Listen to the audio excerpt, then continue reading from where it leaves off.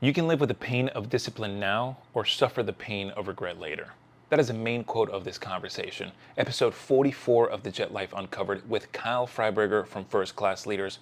We talk about principles of leadership, the importance of routines, how important it is also to have fitness in leadership, and also diving in a little bit into emotional intelligence.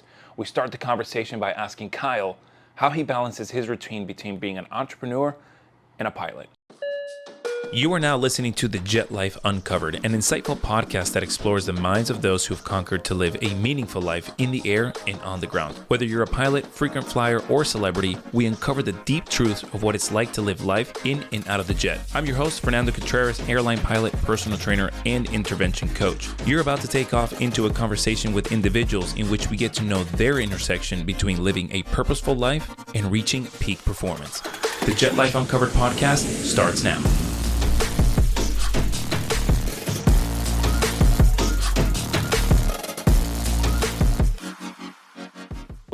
I'll preface this whole conversation I'm about to go into with the idea that it's a work in progress. So, every time I share something, I really try to be conscious about how I'm sharing. A lot of people are looking for definitive guidance, but sometimes, especially from a leadership perspective, it's like, here's ideas, here's suggestions, but we all have to figure out what works for us. So that's first and foremost. Anybody's going to keep that in mind. So I'll share what works for me, and I'll share my mindset around it, which is really what I think we could all use that's kind of more similar, is like, how do we think about these things? How are we looking at our priorities, our tasks? Are we busy? Are we productive? So yeah, right out of the gate, I started First Class Leaders. It can consume literally as much time as I want to put into it. There is no limitation on how much it could take up of time. So that's first and foremost. When you run a business, or when you think about relationships, when you think about personal life, again, that can take up as much time as you want it to. Work is a little different. If you have a job, I do fly for somebody. It has a very specific amount of time that I have to dedicate to that. And so that's a little bit easier to manage. It's a little bit more scheduled that way. So when it comes to my other priorities, like physical fitness, the business, all of that stuff, my mentality around it all is constantly, what am I prioritizing at a given moment? And one other side of that, before I get into what exactly I do, everything I do stems from the word leadership. I always try to think, how does this come back to creating me or helping me be a better leader? And so I got into the leadership coaching business. We have First Class Leaders, and we're helping pilots learn to be better leaders. And I know that's simplistic form, but everything we do, or I do, I keep thinking, well, how do I help other people be better leaders? How do I help myself be a better leader? And so the way I look at it is, my ability to succeed with First Class Leaders is directly proportional to my ability to succeed in my own life. So the analogy I use all the time in my training is a perfect pilot analogy, but put your own oxygen mask on first. So most people don't exactly know. Maybe if you're outside of aviation, you might not understand, but if you're up at 35,000 feet cruising altitude and you have a rapid depressurization, you have seconds to put that mask on before you pass out. And what most people will want to do is put it on their kid first. And the reason it's important to put your own oxygen mask on first is so that you can stay conscious and help your kid or help the people around you. You will never be good to anybody else if you don't help yourself first. So what I look at, and when you think about that, it lowers a lot of your stress, especially in a business, because I want to help other people. I really, really do. But if I don't help myself first at every given moment, then I will not have a full cup, or I won't have my oxygen mask on, and I won't be useful to anybody else. I'll be that person who's frustrated all the time, the person who's stressed all the time, the person who isn't exercising. So now I'm beating myself up because I feel bad about myself because I'm not disciplined and I'm not doing the things I need to do to be happy, to live live within content, live in fulfillment. And so the cool thing is, when you adopt that mindset, it really is this selfish practice of really keeping your oxygen mask on, but that becomes selfless because what you're doing is you're influencing and inspiring instead of trying to control. And that's the idea of modern leadership. It's how do I influence people around me? Well, I look internally and I say, well, what am I doing on a day to day? So I practice prioritizing my tasks. So it's my own health comes first, no matter what, and then it's the people around me. And so I got to take care of myself so I can take care of other people. So the morning for me is when I cut out all my time before 10 a.m. I don't do any work. This is the first work I'm doing. We're recording this at 10 a.m. And prior to this, I was up at 6 a.m. I do a full morning routine. So I won't go into too much detail, but I stretch in front of a red light. I take supplements. I drink water. I do a bunch of different things. And then I go to the gym for about 6:30. I work out till 8. I come home. I have breakfast. I start drinking my coffee. I start thinking about the day a little bit and I ease into it. And so now I've set myself up that no matter if the day falls apart, I've won as far as putting my oxygen mask on, which is the most important part. Hmm. So the day now I'm going to be able to handle the challenges, all that sort of stuff. So the next thing I do is I sit down at my desk and I use my calendar and I use maybe I won't say the name of the app because we're not marketing here, but I'll use a task app, like an app for managing my tasks. And Hmm. what it'll help me to do is there's two things. My tasks, anytime I have an idea, I throw it in my tasks. And then what I have in there is I have an inbox. So I have a work inbox and a personal inbox. And I got this from somebody else. I can't remember the name of the book or the podcast episode I got it from. But Hmm. you organize, you'll write anytime. So it's on my phone. Anytime I have a thought or an idea on doing something, or I know I need to do something, I just write it down. And that allows me to stop having to like think about it. So every Monday, first thing I do is look at my inboxes, my personal and my work, and I prioritize. I say, what are the priorities for this week? And I prioritize for the whole week. I put due dates in and I put it in my calendar. I look at my calendar and I use my calendar religiously. And that is the simplistic version of what I do to prioritize tasks. And then every morning, what I do is I look at my calendar and I look at my tasks and I set alarms. So I have an alarm set for every 5 minutes before every meeting, and all my tasks, I know what I'm doing. I actually have a whiteboard. I'll show you here. So I have this usually sitting right in front of me, and these are Oh, my wow. priorities for the day. And it Okay. literally, like, I have a little mild form of ADHD, probably. I think we all do, but it's very Yeah, easy to get distracted. It's very for easy sure. to get away from what the priorities are. It's a lot less easy when they're staring you in the face. So I just do Absolutely. crazy things like, put this in front of me. Sometimes I have notes on the mirror. If you saw behind me, I have papers up above with big letters, and I just make it like I can't get away. I can't get away with not looking at it, and that Yeah. to me is how I keep moving the needle and making sure that I'm prioritizing the right things. Wow. That's amazing, man. And you're so right about what you said that we tend to get away from this. We actually get distracted and tend to get away from the things that need to get done. It's very common. Sometimes I even think like, damn, why am I so distracted from a lot of things when the main priority is this? And it's so normal. But the resilience comes from, hey, this is what's at priority here. Try to stick to that and like building your mindset to just stick to that, whatever means necessary. Like for you, it's the whiteboard, right? That's awesome. And your task and your calendar. I feel like a lot of the times I have these great ideas, and because I don't write them down, of course later Mhm. on I forget about them, or I can, let's say I think of an idea right now, but I'm not in the headspace to elaborate on that idea and I don't write it down. I feel pressure that if I don't think about it right now, it's going to go. As opposed to like you, hey, you write it down and you dedicate a certain amount of time in a week where you have that space and you are like, okay, this is my space to be able to elaborate on this thing that I thought about, which is fantastic.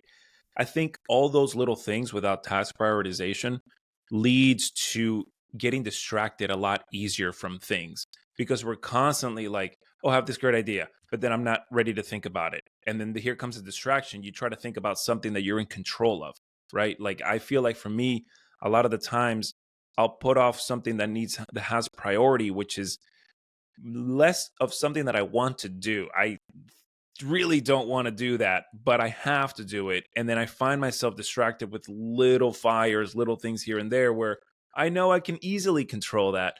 And guess what? That fills in my like confidence. Oh, I can put out these little ones, but I really yet don't want to do that one. And the most important one is that one. So I really love the method that you have, man. That's really great. And I did want to ask a question in regards to how leadership is in complete alignment with how you live your life, right? I think it's very important because people will start to be influenced or wanting to have similar characteristics based subconsciously on how someone drives himself, right? Fitness wise, or the way they do things with leadership. Do you ever get tired, or is there ever a moment where you're like, damn, leadership right now is too much? Like, do you ever take a break from that stuff? Is there like another side of not aligning with leadership all the time for you? I mean, it's a great question, man. I think leadership in its truest form is just as simple as saying it's a way of being. I know John Maxwell says it's influence, nothing more, nothing less. So just our ability to influence the people around us is leadership, and it's true. Whether that's Hmm. for better for worse, right? You can lead, you can influence people negatively or positively. And if you think about it, this idea of it being a way of being, it doesn't get turned off or on. It's not, if you really think about it, it's so much less stressful than people make it out to be. Leadership is not about control, it is about influence. And that is like number one. If you can learn that, understand that, you know, if you get into a communication with somebody and somebody is uh, not cooperating or not doing what you want them to do, sort of thing. Like in that phraseology right there, you're not being a leader. Leadership's Mm. about understanding that communication is not what you say, but it's about how it's heard, how it's understood.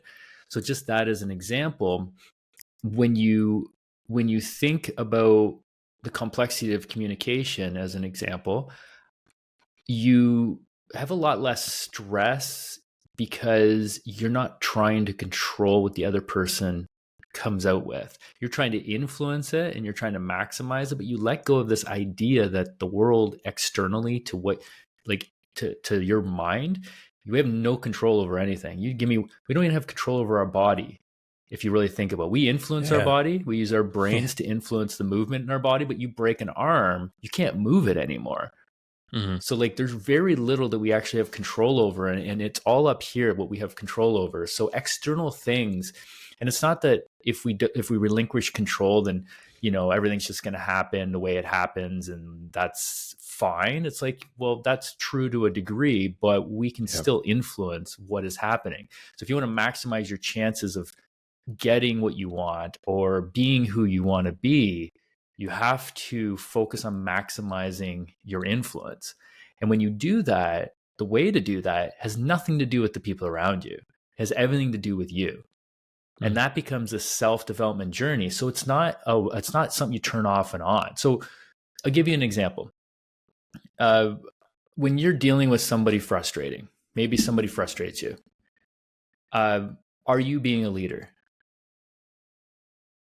Let's just say Mm. you're in a conversation with somebody, Fernando, and Okay. somebody says something and it's completely off or off putting, or maybe they're trying to make fun of you, or maybe they're trying to be condescending towards you. And you allow yourself to get frustrated and you say, that person is FYZ, like whatever the term you want to use. Are Yeah. you Yeah. being a leader in that moment? And you actually say it to that person? No, Like you you can actually even just think it. um that's a good question. I think not. If you're thinking that it immediately pisses you off, I don't think you're being a leader at that time. But who are you thinking about? Who are you Yourself. thinking about? Yourself, right? Yeah. So Yeah.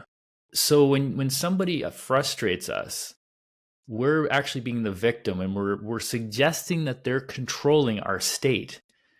Mm. And leadership is about understanding that they're just being the way they're being, and we are putting meaning to that. And our meaning that we put to that dictates our emotional state. So I'll give you an example. If somebody does something that most people would get frustrated, somebody cuts you off. You're on Right. on the road, you're driving down the road, somebody cuts you off, or somebody's going slow in the fast lane. And you're like, "Oh my God, like you're in my way." Right? Yeah. You're now putting that meaning that that person is intentionally getting in your way. Leadership is about saying to yourself, that person, I have no idea what their life is like. I have no idea where they're coming from, why they're in the slow lane, none of that stuff. Hmm. I could have a little bit of grace for them. How do I lead them? Like maybe how do I help them understand that maybe they're driving slow in the fast lane? And again, some of the stuff I can't really do, and I just have to accept the fact that that's happening. But a nice, couple of honks of the horn, right? Not passive aggressively just hold the horn really long because that's Yeah. that reaction. But it's like, hey, I'm here, I'm behind you, doing everything I can to help influence this person to understanding that he's in the fast lane driving slowly. I can do everything in my power to influence that, but I am also doing it from a position of leadership now. And my Hmm. mindset goes from frustrating to, hey, maybe I can help. And which one's going to be more fulfilling, more positive, more fun to be in, and who's going to be more fun to be around? Right? Are we Yeah. fun people to be around when we're triggered and we're frustrated because that person's doing that thing to us? Of course. Does that Yeah. make sense? Absolutely. And it's totally. I like that you use the traffic example because, as you know, my traffic in Miami is just absolutely outrageous. I can't even find the right word for it because it's atrocious driving down here. But Mm-hmm. I find that it's a lot easier for me to just like let it go, right? Like somebody Yeah. cuts me off, or I see somebody coming like really fast behind me, and I know the window that if they switch lanes and try to get in front of me, I have two options. I can really piss off that person and close the window, and then they're really going to stay behind. Or I can just let it go by me. Like this person is going to try to continue to pass me, even though we're both going fast. Why? Let me just open the window up for that person. He'll pass me, and he just go. It's just letting it go. It's a whole lot easier. But I mean, there are times where my wife and I are driving down to Miami. Somebody cuts me off, and they get the best of me, man. And I start like, oh Yeah. my god, you blah blah blah. Oh Right? yeah. My wife is like, dude, it's not that serious, man. Don't let it like ruin your time right now. Right? And so I think that's also being part of leadership is how easy can you let things go that you shouldn't be taking so personal, right? Yeah. And I think it's the Yeah. same thing with And communication. yeah, you're hitting the idea of emotional intelligence on the head. Nobody teaches us this. They don't teach us the impact of our emotions, our tone, and how to shift our mentality or our perception of things. So, like anything that is negative in your life, anybody listening, I guarantee there's an opposite. You just have to find a different way of looking at it. Hmm. So there's a couple like common phrases out there like, is this happening to me or for me? Right? A very simple shift. Right. If you said to yourself, if somebody cuts you off, if your immediate reaction is, why does this happen to me? It happens to me all the time, right? People keep cutting me off, or these people are making my life difficult, sort of thing. Your brain's gonna always come up with an answer. It's gonna be like, well, you're slow, or you're a bad driver, or they're a bad driver. It's just gonna come up with some Yeah. excuse. Versus if you say, Yeah. why is this happening for me? And sometimes the answer is, well, maybe I can practice patience, right? Every Yeah. challenge, no matter how sad, tragic, difficult, it doesn't matter. You can find a lesson to learn from that. And that doesn't negate the fact that it happens. It sucks. I'm not going to sugarcoat the fact that like you go through challenges. It can be very difficult, but resilience comes from understanding that no matter what, as long as you keep going and as long as you keep finding the lessons, you fail a flight test, you screw something up in flight training, or it doesn't matter what it is. Hmm. Every single one of us that are human, we have challenges. It's not about, oh, will I have a challenge in my life? It's about how am I going to respond to the challenges of my life? And that's resilience. That's adapting that resilience mindset. And just based upon what we're talking about, it's these are things that we need to talk about in aviation more specifically because Hmm. It's not a skill. These aren't skills we should be waiting till we're in the cockpit to develop. Yeah. Think about prioritization, right? We're pretty good at that one, but think about it, right? We're very structured in aviation with our prioritization skills. But if we go home and we have no prioritization, then we're just kind of operating in a robot or autopilot mentality when we're at work. So to really truly get good at prioritizing our leadership, we have to practice it. It has to be a way of being, not just something that happens because we have, strict SOPs or checklists to follow. Right? Creating a checklist in your own life is something that I've done as well. So there's different ways of doing it. It's not easy. It's not perfect, but it's, if you want the results, or if you want the things in life that come with happiness, fulfillment, like those contentment, shifting our mentality around bad drivers, right? Don't want to be that person that gets frustrated or pissed off, because that just sucks. It sucks for the people around us. Again, leadership is influence. So if I get frustrated, the people around me suffer, and that's negative leadership. So I have to never get frustrated. Not that it's perfect, but it's better than it used to be. So that's good, man. I want to do one more example on that traffic and then switch gears. But, when somebody's driving super slow, or not super slow, but somebody's driving slower than you, and the average traffic, and at least I can relate it in Miami, it's going super fast. There's also an opportunity not to, like, if you think about yourself that, like, oh, this guy's in my way, you can also think about, like, what is this opportunity trying to teach me right now? And when I kind of came to realize it, I was like, I would always get so pissed off at why is someone disrupting the traffic by driving slower? Then I came to realize that a lot of the times as people, they're enjoying their time in their car. And I was like, oh, wow, these people that are driving slower doesn't necessarily mean that they don't know how to drive or that they're scared of driving fast. They're not rushing. They're not living a rushed lifestyle like how I am, rushing all the time to get to the airport. And that's why I have to go so fast. And that's why I get pissed off if somebody's going slow. And then I was like, wow, I should probably try to start living my life a little bit less rushed. What is leaving 10, 15 minutes earlier from my house going to do for how I feel driving to the airport? Because that's driving to the airport to Miami is just a pain in the ass from where I live. And it's just like, oh my God, this is the worst part about working. It's just going there. But when you change that mindset of like, wow, if I lived a little bit less rushed time to go to work, I may not feel all this frustration when I'm driving. So there's so many different avenues you can take. Yeah. And imagine your headspace when you get to work, right? Yeah. You show up, and this is where it gets really, really, really important, is that in first time you meet your first officer or your captain, what kind of mood are you in? Because if you don't practice this on your drive and you show up to work and you start complaining, this idiot in the fast lane was going like who wants to be around that? Exactly. Right. And then you show up and you jump into the cockpit. Like, I'm sorry. And this is something that we're just not talking about in aviation. I'm sorry, but there's emotions and there's feelings in every cockpit. They don't, people are trying to tell me on social media that they shouldn't be there. There's no room for them. I'm like, I'm sorry. If you're a human, you have them. Yeah. And whether you of course understand or aware of them or not, it's really important that we start talking and bringing more awareness into how, those frustrations that, in this example, driving to work, can absolutely decrease safety when we show up to work. And these are the things that we need to talk about more. So today's episode is brought to you by Garmin. If you're looking for the leader in technology for the best fitness watches out there, you gotta go with Garmin.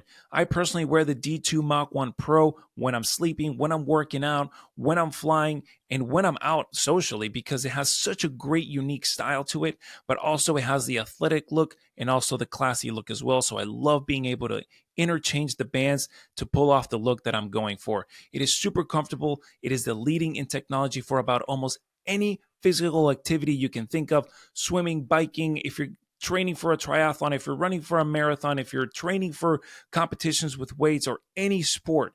It actually tracks everything that you set it up to do. And the app is super amazing. The Garmin Connect just provides information to you that is user friendly and can actually be able to detect where you can step up your game, and also give you great health stats from what you are seeing, what your watch is reading in your body, things that you are not conscious of. It's great to have that kind of information so you can make better decisions in the day. I will leave a link in the descriptions below to the D2 Mach 1 Pro, but if you navigate to any watch on that, it helps provide support for the podcast. Thank you, and here's the show. I want to shift gears real quick into the fitness aspect of leadership.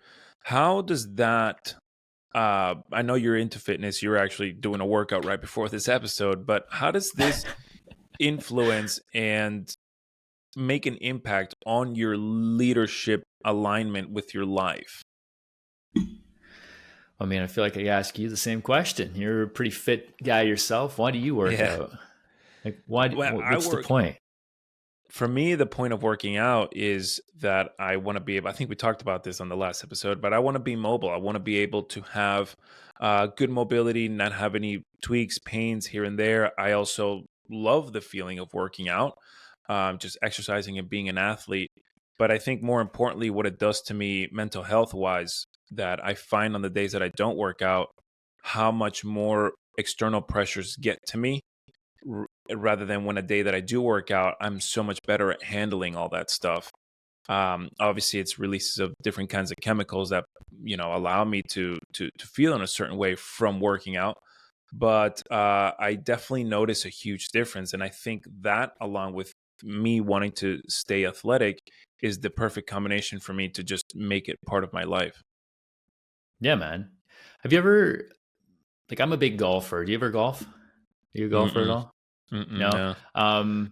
But have you ever, like, you ever been out in public and seen that guy who's like 100 years old and they're still running around like they're 60? Or, Oh, you've hell seen yeah. you've seen those older people and you're like, wow, I want to be like that.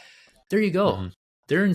inspiring the people around them. They're being leaders because they're taking care of themselves. That's leadership again.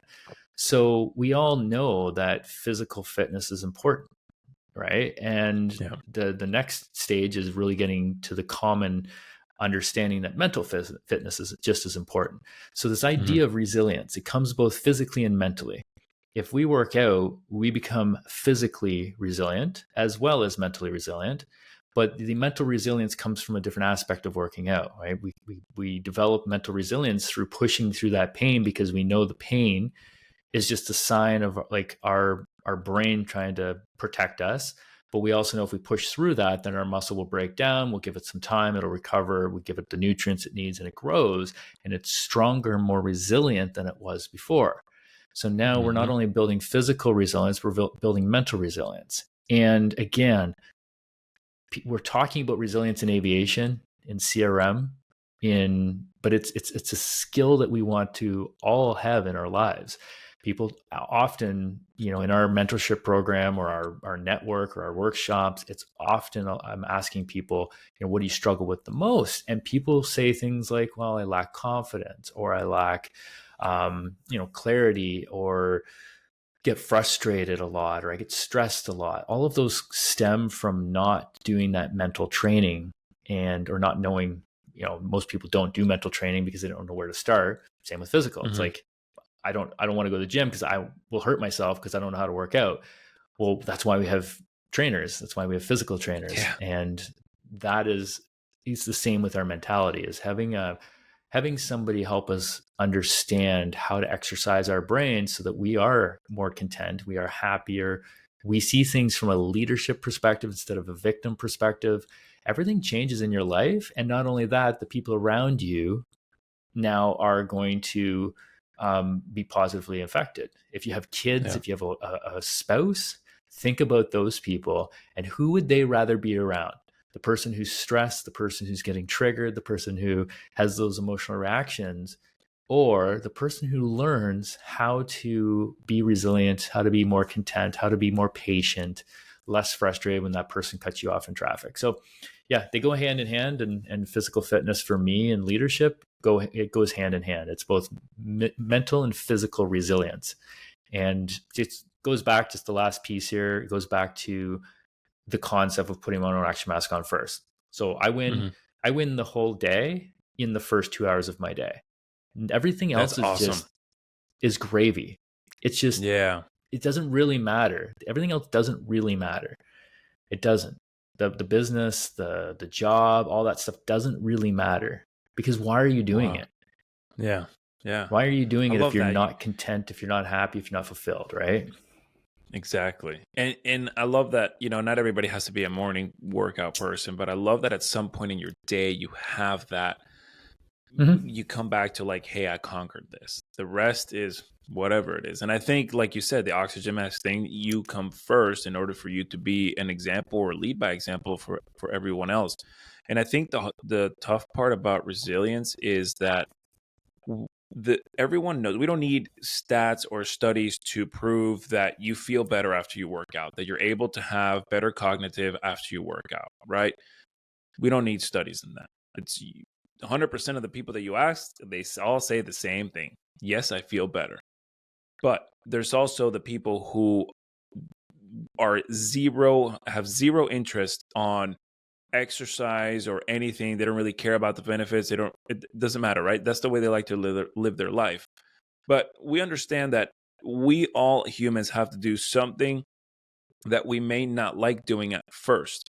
So, for example, when you're a little kid, did everybody enjoy going to school? No, some people just liked playing and stuff like that differently, right? So, but like, what's the way of life? Go to school, get an education. You do it anyway, right? There's things today that if I could just exercise and fly and not have to deal with a bunch of other shit, cool, that's great for me. But you have to have that resilience that you have to put yourself through. I got to learn this, I got to learn that. And that is where your resilience, your discipline comes from. So if you're someone who doesn't like exercising, hasn't even thought about how it fits into leadership or anything, don't even think about all these things of how important it is. Just try it and go through the resilience of it. Do it often for you to feel what everyone else is talking about, because you're not gonna fall in love with it unless you actually feel what it's actually really doing to you, right? Yeah. So that's the toughest part, is to get the mindset of starting or being so continuous with the exercise, um, when particular you don't like it. Not everyone likes fitness, just like not everyone likes anything that they're doing most of the time, but you find a way on how to like it. I think that's Yeah. part of leadership. Yeah, 100%. Again, so resilience comes from, and I'm going to share something that was, I think, will really help people as well. But resilience comes from a shift in mentality. So resilience comes from understanding that, like, nobody likes, like, the pain of working out, but you learn to like the growth, the Yeah, results. And so when you learn to like the results, what ends up happening is you say to yourself, well, I need that challenge in order to get the result. And you start to accept the challenge. And it's almost like it's a weird, there's probably a better word for it, like maybe just acceptance. And you hmm, start to lean in more. And so it's not like you don't need to have a positive or negative emotion around anything. You actually don't. We put meaning to everything. So you don't need to justify your desire or indesire to work out. You can just say that I don't need to feel positive or negative about working out. I just know it's healthy. Let's go work out. And that's exactly. actually a resilient mindset. So it's not even that we're trying to trick ourselves. And so anybody listening, um, number one, you can decide right now to change at any given moment. We can decide to change. We can decide to start that process of change.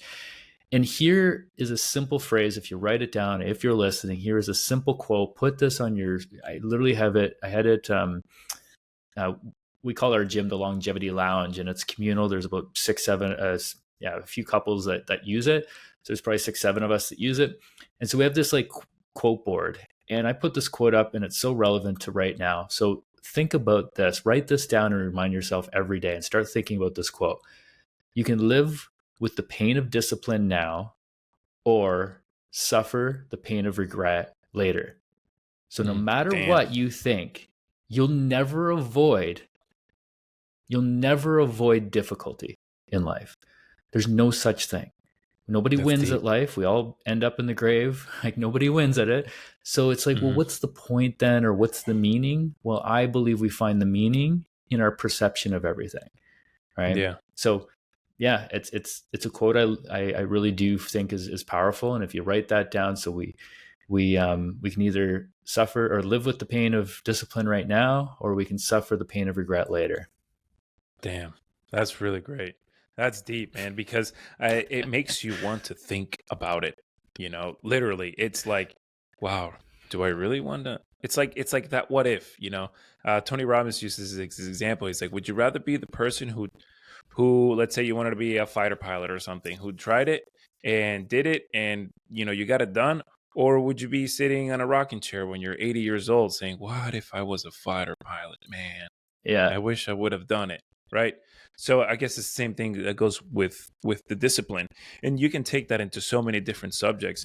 But I often find that a lot of people, when they're starting to get into fitness, they don't know, and this is why there's personal trainers, and now there's like a lot of things online. You got to be careful what you read online, because a lot of the stuff is just some people just putting whatever they think is important. But it's hard for them to go to the gym because they're afraid of how new they look in a gym, and that they don't know anything in front of other people. They really, I guess, they value what other people think very highly, so Yeah. they don't want to put themselves through that. And I think, like, a lot of the times, a lot of people misinterpret that if you're at the gym and you're doing something wrong, and somebody comes up to you to tell you something, they're not doing it to be mean or make fun of you or anything. I'll actually, a lot of the times, people in the gym, we've all been there. We all remember when we first started. And would have been nice for someone to come up to me and tell me, like, hey, you could do this better by doing this.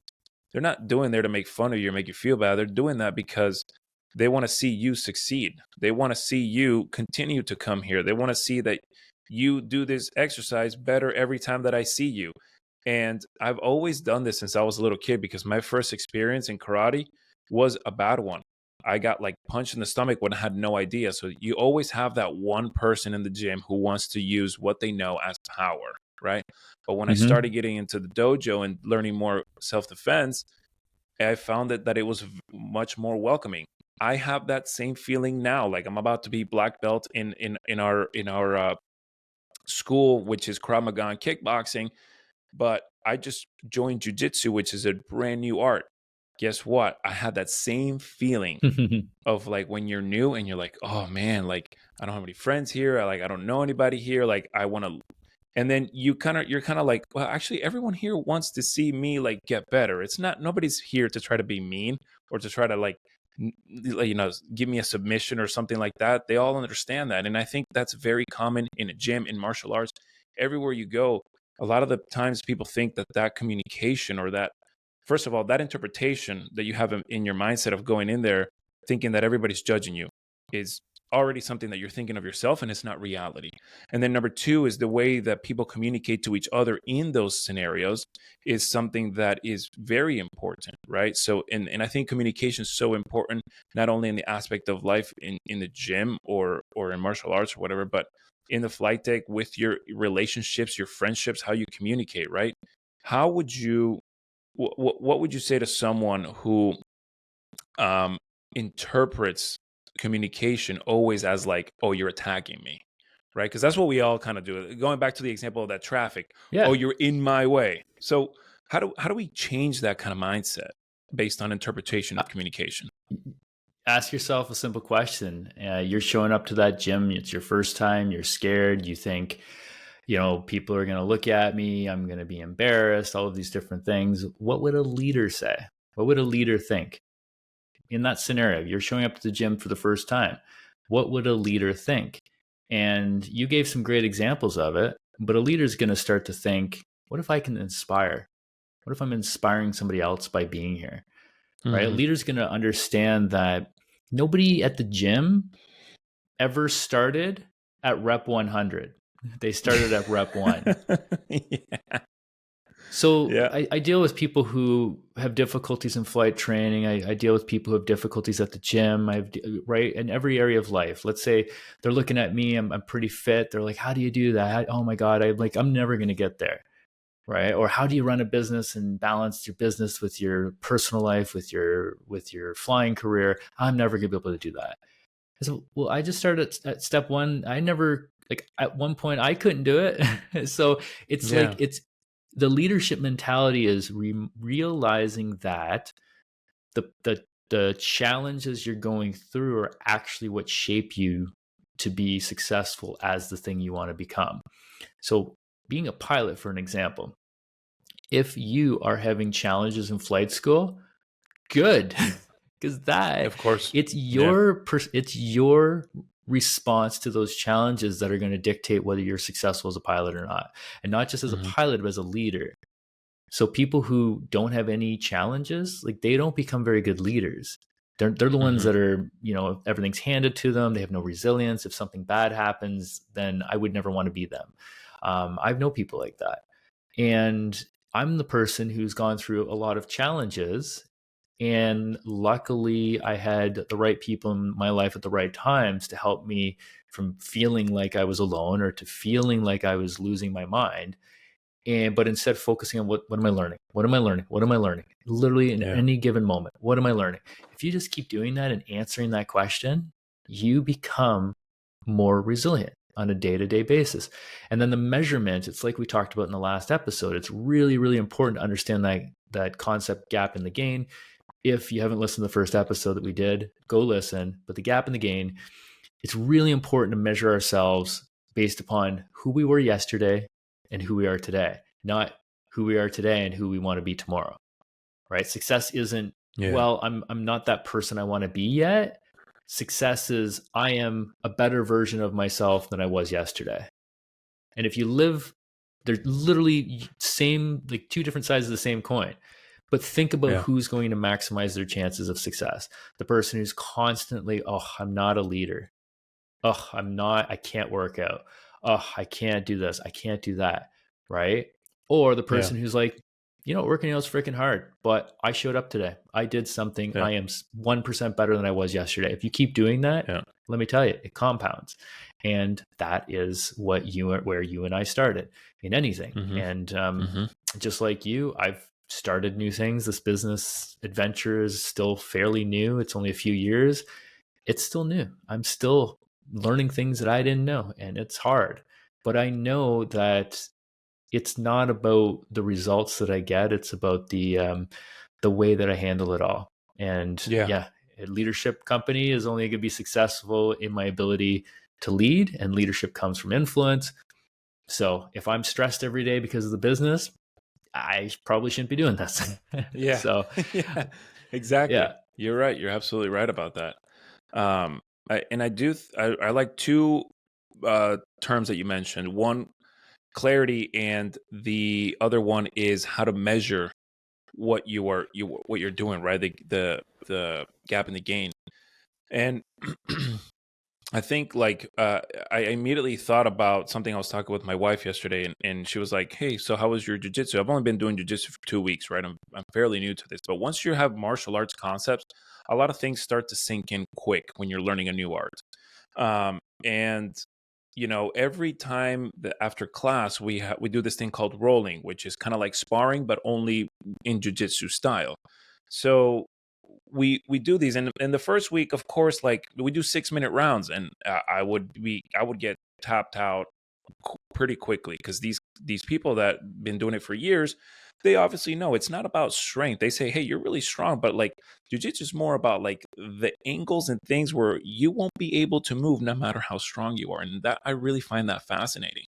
So Mhm. now, after every time that I got tapped out, it was like, oh shit, okay, what did I learn here? What did I learn? I'm not putting myself down because I got tapped out quickly.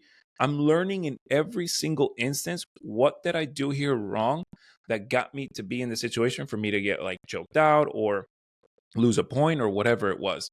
And now it became like, and it's gradual measurements of these results, right? First, I was like, okay, I could not last a 6 minute round without getting tapped out.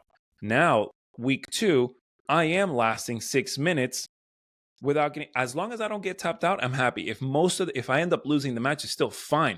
But I did not get like in a submission or something for 6 minutes. I'm not winning, but I'm also better than I was before. So that's gradual measurements. And it's like every single time I'm learning.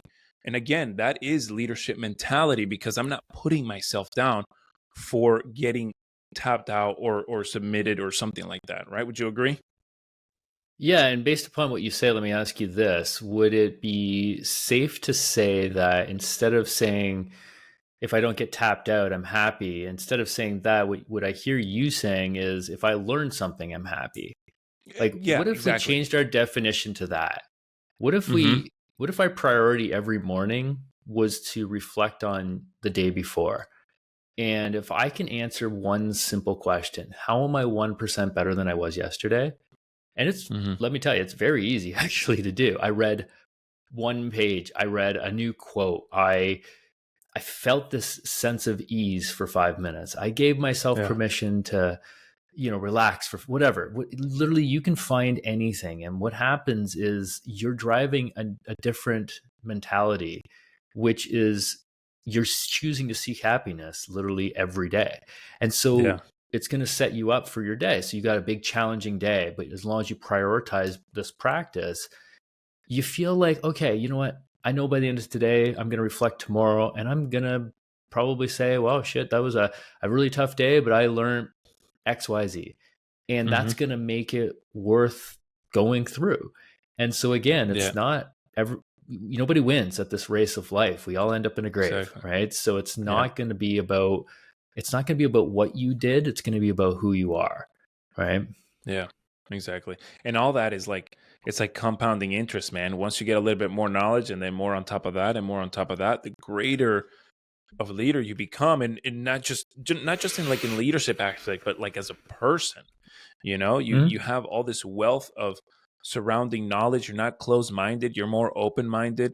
And I think, if I can conclude a little bit of in terms of what we've talked about today in terms of communication, is if you have leadership in terms of communication, it's whenever there's a something said to you, is not, it's about taking it in the sense of like, how is that person, why is that person communicating that way, not about how it affects you, but why is that person saying something like that. So for example, somebody can be in the flight deck and you're in a situation, I don't know, like the quickest example I can think about is some captains that I used to fly with didn't like using vertical speed on the 737. And I mean, it's there for a reason. You can use it as long as you know how to use it, you can use it.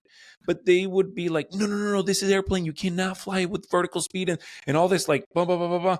And and in leadership mindset of communication, that was very like loud, like don't use that kind of thing. And like now this person's kind of making me feel like I don't know how to fly this plane. Whoa, hey, this may not be towards that I don't know how to fly this plane or that this mode can't be used. Maybe this person particularly is not familiar on how to use the vertical speed component of this aircraft because they're so used to using it on the VNAV.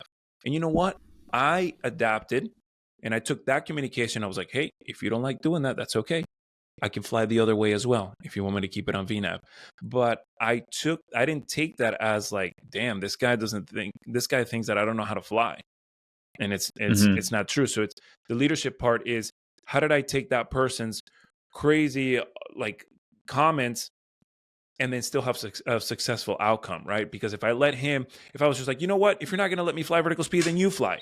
That that just destroys the whole environment, right? Like it happens. It happens though. So, what are your thoughts about like the communication and how it is interpreted from the listener can be the change in that leadership for the whole environment? Would you say that's accurate? Yeah. Again, that's 100%. So people, when people talk, it says everything about them.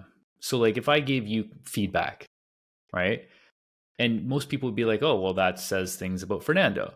So, well, no, it says about me. It says my perception of Fernando. So Mm-hmm. when every word that comes out of my mouth has to do with me and my perception. And so leadership's about really understanding that. Like when, but there's a lot of like interpersonal work you need to do to be able to get to that point. And I'm constantly striving to get to that point. And the way you get there is you really have to understand, okay, what are my values? Who am I, what am I practicing? What am I preaching? What am I practicing? How am I living in alignment with my values? If you're by yourself, who you are when you're by yourself is a really good example or viewpoint into who you actually are. Who you are is not who you are when you show up in the professional environment of the cockpit. Who you are is not when you show up when you have accountability because your wife's home. Who you are, like, that's not who you are. Who you are is when you let your guard down and you're by yourself. And if you don't like that version of yourself, that's where the work needs to start. Because no matter what, if somebody says something to you, you're going to get triggered depending on what they say. But if you believe something, so if you say something to me, Fernando, that's feedback or kind of negative about me, I will only get triggered if I believe it to be true. So let's say, hey Kyle, you're bald, right? You're ugly. Seriously, it's like I will only get triggered if I look in the mirror and say to myself, "Oh, I'm ugly because I'm bald." That's the only way. So like think about somebody, if I tell my wife she's beautiful, if she thinks the days she thinks that she's beautiful, she accepts what I say. The days that she doesn't think she's beautiful, she doesn't accept what I say. It's not about what I say. What I say is just my version of it's my filtration, it's my perspective of somebody. So leadership's about understanding that our perception of everybody else is what matters. And most people, if you can catch yourself, and again, a lot of this stuff takes practice and work, it's ask yourself a simple question. What is their intention? And you can actually ask them. And one of the best phrases you can use if somebody's coming across as, rude or short or belittling or any of these things, one of my favorite phrases now is, did you mean for that? And you can just fill in the blank. So did you mean for that to come off as short? And what you're doing is you're leading. You're doing that in a legitimately curious way, not a judgmental way. If you say it with a judgmental tone, it'll come across wrong. But it's like, hey, I don't think you meant it this way, but just did you mean it to come across as short, or like, are you trying to boss me around, or whatever it is, whatever the situation is. And what you're going to do is what you're going to find is 9 times out of 10, people are like, oh, no. It's easy to let our guard down and come across wrong. Yeah. And that's where, we help people really understand people's different personality styles, their attributes.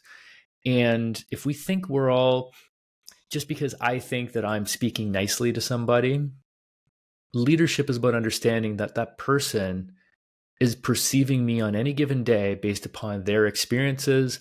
They could have been just driving to work and got cut off on the road. And even though I think I'm being nice, they're perceiving me as something else because in their head, they're still pissed off because that guy cut them off.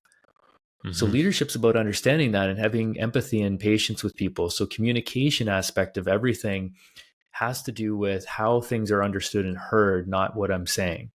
And that's the leadership mentality. So I could say, I give an instruction, or I could ask somebody to do something, and then they go do something completely different.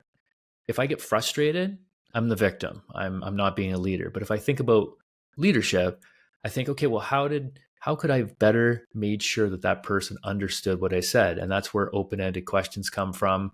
So if you explain something to somebody, get them to reflect back on it. Hey, what are your thoughts on this? Is a great one, because you can't just say yes or no. That's not a yes or no question. Yeah, yes or no questions don't really give you, they don't give you much information. If I say, hey, did you understand? Yes or no? If somebody says yes, it's you have no idea if they really understand it. Yeah. Exactly. If they say no, you actually, no is a very trusting word. So if somebody says no, you can believe that. But a better question is, hey, what are your thoughts on this? And then as they're reflecting their thoughts, you can get a good understanding if they understood what you were intentionally trying to communicate. And so that's another piece of aviation that we need to dig deeper into communication. And we have procedures, we have drills, we have checklists, we have all these things, but it still is something we need to dig into, because there's still incidences and accidents um, in aviation that are resulting of miscommunications. So For sure. it's a way of being. It's not just in the cockpit. It's like, how did I show up to work? How am I showing up in my personal life? Am I dealing with my emotional intelligence? Am I learning to be, instead of frustrated, supportive and empathetic? So Yeah. Yeah, and I think that personal work that you mentioned that we all have to put in to get to that level is how quickly can we bounce back from something that did trigger us, right? So, mhm. if you're still pissed off from driving, somebody cuts you off and you enter the flight deck. By the time you enter the flight deck and you're still pissed off about the car, shit, I would work pretty hard on trying to get rid of that like quicker, right? Maybe that might be done by the time you get to the parking lot or something like that. But that is that personal work. That is the discipline. That is the things that we have to do in order for us to get better. Because I think the way you're able to bounce back from being in a specific mental state to addressing to what's really important real quick is, it's pretty big on a certain decision that you're going to have to make, which is going to then lead to another decision, to another outcome, right? And that kind of leads to certain things like threat and error management. If you don't trap one error and it's going to compound, the same thing Mhm. can be for the positive side. If you're able to trap your oh trigger and then you can put that to the side and then continue on and staying positive leading, then that will compound to good outcomes.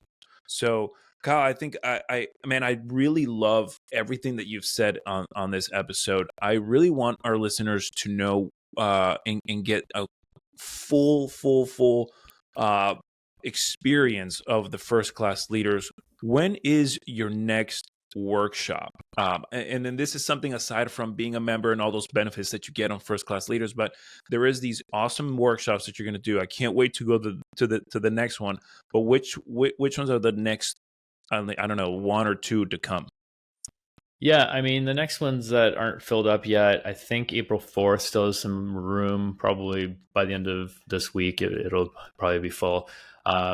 May 15th, we're scheduling more in there as we fill them up. But yeah, we do live interactive workshops. They're 12 persons maximum, pilots from around the world. We even accept people who aren't pilots. Anybody who wants to develop their leadership skills, to be honest. The skills that we're talking about, we use a behavioral assessment tool that gives you a lot more clarity and accuracy into understanding how people are misunderstanding some of the things that we're saying. And, those frustrations that we're talking about too, especially in communication, conflict, that sort of thing, 99% of the time it comes because we're misunderstanding one another. So if we can learn to understand where we're coming from, and that's what we teach people, I mean, your stress just goes so far out the window, Mm-hmm. and you start to react or respond more like the way that you and I are talking about shifting that mentality. And those are, when you're hitting, shit hits the fan in the cockpit, that's not the time to practice that resilience. It's making sure that we you can, how are we responding to those stressors in our all the other day-to-day areas of our life, are going to directly show up when shit does hit the fan, but we got to be ready for it. So yeah, we do those workshops. April 4th would be, I think, our next one. And then we have the members area, which is for pilots only. You have to have 50 flight hours. It's an exclusive, safe community where every pilot that joins by default is saying, I'm here to learn and grow. I don't know everything. I just want to learn and grow. And what we do is we empower them to be leaders through sharing their experiences, but also, we give some training, and we do some mentorship. We do some live events. We have a private discussion forum, stuff like that. $20 a month membership. Very little, allows us to give a lot of value to people. It's just creating something that doesn't exist in aviation. So if you're a pilot in any stage of your career and you're looking to, accelerate its leadership, check out the workshop, check out the network. We just care. We want to. This all stems from my own personal struggles and the stuff that you and I are talking about. At one point, it was step number one or rep number one, just like it was for you, just like it is for everybody else. Mm-hmm. And now that I'm at rep 100, I got thousands of reps to go, but I mean, I'm just trying to create that space for everybody else. That's amazing, man. I totally love it. This is amazing work. I will leave descriptions and dates and links on the description so that all the listeners can get direct access to to all of that. And also, since we talked a little bit about fitness and we talked about getting those first steps in that first rep, I'll also leave the link to the Fit Aviators Club website where you can find the 12-week program designed specifically for crew members, but anybody can really technically use it. It has designed by me, but it comes from a lot of the things that I learned in my certifications from the National Academy of Sports Medicine, where I obtained my personal trainer's certificate, and I also have over 15 years of experience with that. And I created the appropriate phases of training for anyone from that has not done a single workout ever to someone who is more experienced. These phases all come in hand whether you're brand new or you've had a lot of experience, because even if we've had experience in working out, going back through these phases is extremely important. Working out is as dynamic and adaptive as everything is in life. You can't stay working out by doing the same thing over and over again. Your body will stagnate, and that's where you will not see any more results. As opposed to if you have it in different phases, going back through these phases is extremely important, not only for getting stability of your body, but also changing it up so that cognitively and physically you are adapting and getting stronger and getting better. So Kyle, thank you so much, man, go ahead. One more just like way of looking at that for people listening. Think of your life as you're a carpenter with a toolbox, and you're going to a job site. Now, if you don't have any tools in that toolbox, it's going to be very difficult to be a good carpenter, right? But if you, as you kind of listen to Fernando, myself, I mean, there's tons of resources out there. It's about figuring out which ones to trust. So, if you guys resonate with what we're saying, go check out our content. For me, it's firstclassleaders.com, firstclassleaders, all one word.com. You can check out the stuff that I was talking about, but think of your life like you have a toolbox and you're looking to fill it. And if it's full already and you're like, maybe older and wiser in life, you understand that you could always upgrade stuff too. The world's changing. We have new, better tools. But the more tools you have, the more adaptable and resilient you become. Thank you so much, Kyle. I really appreciate your time here on the Jet Life Uncovered podcast. Yeah, man. Thanks again.